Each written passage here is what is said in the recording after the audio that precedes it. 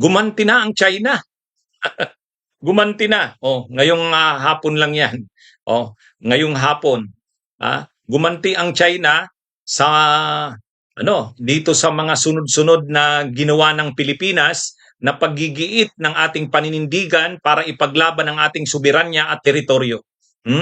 Ang isa sa mga nanindigan para igiit ang ating soberanya at teritoryo ay ang mismong municipality o munisipyo ng bayan ng Kalayaan doon sa Kalayaan Island Group. Ang bayan ng Kalayaan doon sa probinsya ng Palawan ay nagpasa noong nakaraang araw ng resolusyon. Ang kanilang local government unit o LGU ay nagpasa ng resolusyon na dinideklarang persona non grata ang ambassador ng China sa Pilipinas, si Jing Chan. Diniklara ng Palawan, ng bayan ng Kalayaan, ang ambassador ng China na persona non grata. Matapang, matindi rin talaga itong mga officials ng bayan ng Kalayaan. Kaya siguro si Marcoleta, kinakampihan ng China, gusto niya wag nang ipaglaban, i-give up na ang Kalayaan Island Group.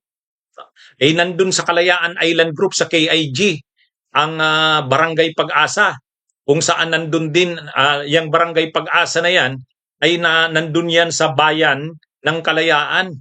Kaya nag-react yung mamamayan ng Kalayaan, pati na yung kanilang officials.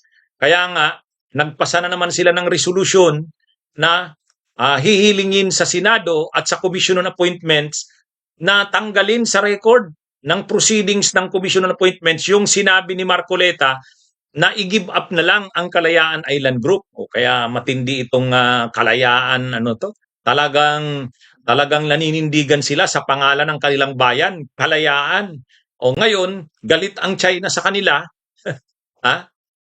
Kalalabas lang ng desisyon o parang advisory ng Chinese Embassy sa Pilipinas, di umano hindi pwedeng pumasok sa China, sa Chinese mainland, hindi rin pwedeng pumasok sa Hong Kong o kaya sa Macau. Siyang dalawa na yan, Hong Kong at Macau, ay mga teritoryo yan ng China. Hindi umano pwedeng pumasok doon ang mga officials ng LGU ng Kalayaan, Palawan. 16 ang pangalan na binanggit, mga kabunyong. 16. Yung mga officials, mayor, vice mayor, saka mga konsihal ng bayan ng Kalayaan, naglabas ng advisory ang Chinese Embassy sa Pilipinas na hindi papahintulutan na pumasok sa Chinese mainland at sa Hong Kong at Macau ang mga officials ng municipality ng Kalayaan. Anyway, wala namang problema sa kanila yan. Actually, hindi naman, ewan ko lang kung gusto namang pumunta. Mga ordinaryong tao lang naman ang mga officials na ito ng Kalayaan. Hindi naman sila naghahangad na makabiyahe sa Hong Kong, sa Macau, o kaya sa China. At kung pagbabawalan man sila, wala naman sa kanilang problema sa tingin natin. Ang pinaglalaban lang naman nila ay hayaan silang makapangisda sa mga teritoryo natin dahil atin naman yung Kalayaan Island Group na yan. Si Marcoleta lang naman ang nagsasabing hindi at kailangan na yung i-give up. Yun lang naman ang hinihingi ng mga officials ng Kalayaan Palawan, yung bayan na yan. Ang hinihingi lang naman nila na sila'y malayang makapangisda dyan, hindi hinaharas, hindi binubuli ng China. Kaya hindi naman usapin yung pagpunta sa China, sa Hong Kong or sa Macau. Wala namang problema sa kanila yan kung hindi sila papasukin sa mga teritoryo na yan. Anyway, saludo tayo sa mamamayan at sa mga officials ng Kalayaan dahil naninindigan sila sa kalayaan ng ating bayan, sa ating soberanya at sa territorial integrity ng ating bansa. Ang isa pang ginawa ng China na ganti ngayon, naglabas ng statement.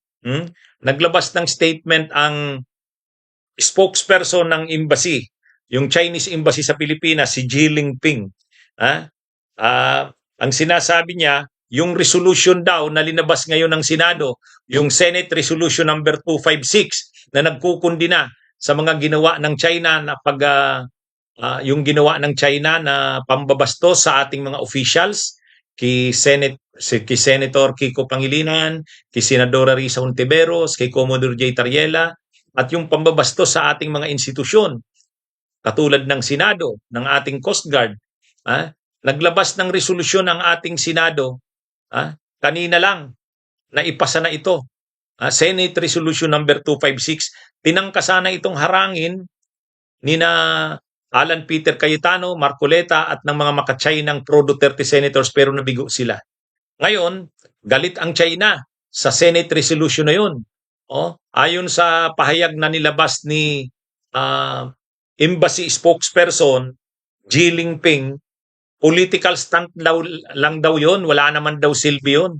Sige nga, kung walang silbi, bakit kayo nagre-react? Political stunt lang daw yun, pakulo lang daw. Sige nga, kung pakulo yun, bakit kayo nagre-react? Dapat kung political stunt lang yun, di palampasin nyo na, political stunt lang naman pala. Hindi Kasi doon nakikita ang matibay na paninindigan ng ating Senado. Doon nakikita na hindi tayo masisindak sa mga ginagawang ito ng China at ng kanilang mga officials. Nandito sila sa Pilipinas, mga official sila sa embahada ng China dito, tagapagsalita sila ng Chinese Embassy sa Pilipinas, pero wala man lang silang pagrespeto sa ating bansa, sa ating teritoryo, sa ating soberanya. Kaya tama lang na yung Senado natin ay nanindigan. Ngayon, pinapalabas ng tagapagsalita ng China na political stunt lang daw ito, sabi ng embassy spokesperson. Pero kung political stunt lang ito, bakit nagre-react sila? Pinilit siguro nila na pinagalaw siguro nila sila Cayetano at Marcoleta para maharangan ito ang mga pakulo ni Cayetano. Huwag na muna natin itong ilusot. Pag-usapan na muna natin ng mahusay ito. Magkandak muna tayo ng mga hearings para talagang tama ang maging desisyon natin. Huwag nating madaliin. Hindi naman daw siya pro-China, pro-Philippines daw siya. Para din daw siya sa interest ng Pilipinas. Mga drama naman ni Cayetano, kunwari lang maka-Pilipino, maka-China kayo. Yun ang mali daw dyan. Si Marcoleta naman, hindi naman daw siya nagsabi na i-give up ang Kalayaan Island Group. Anong hindi nagsabi? Ang linaw-linaw ng records. Anyway, mga kabunyog, mga kabayan, gumanti na ang China. Pinagbawalan na pumasok sa China yung mga officials ng Kalayaan Municipality. Bawal pumasok sa China, sa Macau, Hong Kong. Ano naman? Hindi naman lang yan ang habol ng mga officials na yan ng Kalayaan, ng bayan ng Kalayaan. Ang gusto lang naman nila makapangisda sa mga teritoryo ng ating bansa. Yun ang kanilang pinaglalaban. At itong Senado natin, binira ng China, sabi ng China, political stunt lang daw yung resolusyong ipinasa, yung resolution number 256. Ano kung political stunt sa tingin nila? Pero yun ay saludo ang mamamayang Pilipino sa ginawa ng Senado natin dahil nanindigan ang mga senador natin. Sa kabila ng maniobra nila Cayetano, nila Marcoleta na harangin ito, i-delay ito, hindi nagpatinag, hindi nadala ang ating mga senador. Kaya saludo tayo. At si Senate President Soto, nang naglabas ng statement ang tagapagsalita ng Chinese Embassy, sabi ni Senate President Soto, hindi political stunt yun. At totoo ang paninindigan na yon ng Senado. Okay, mga kabunyog, mga kababayan, saludo tayo sa mga opisyal ng Bayan ng Kalayaan, saludo tayo sa ating Senado. Magandang araw sa inyong lahat, mabuhay po tayo. Bunyog, bunyog, halikan na kasama ka. Bunyog, kapag buklod ay may pag-asa. Luzon, Visayas, Mindanao, isa ang pananaw. Sa bagong Pilipinas ang bunyog isisigaw. Bunyog, bunyog.